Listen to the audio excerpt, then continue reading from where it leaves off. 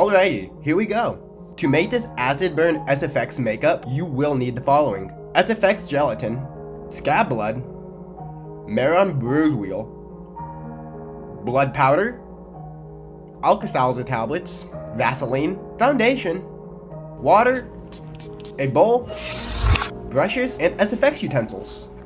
Starting off, we're going to heat the Sfx gelatin cubes into a liquid.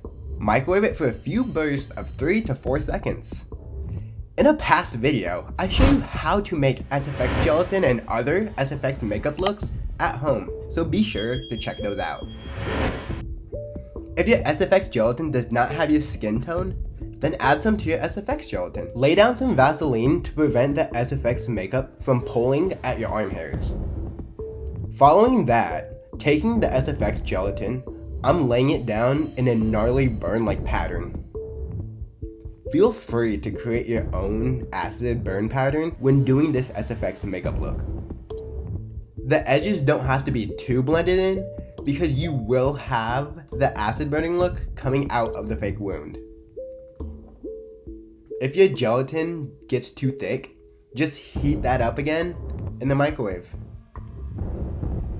Once you have the Sfx burn look that you want, let the Sfx gelatin sit for a few minutes.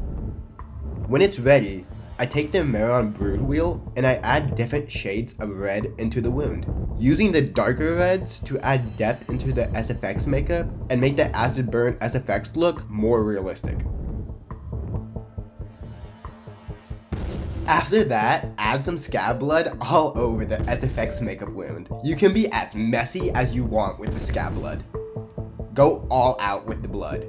Now, it's time for the active acid burning effect for this Sfx makeup tutorial. Take out your alka-seltzer tablets and crush them up until it looks questionable. Following that, take your blood powder out and mix it up with the nose candy. When the powder is ready, take some and sprinkle it over the acid burn. Now add water to the powder. The Sfx powder then will activate and the wound will start to fizz up. And there you have it, the Acid Burn Sfx Halloween makeup. I hope you guys enjoyed this Sfx makeup look as much as I did. As always, I'm Jake, have a good night.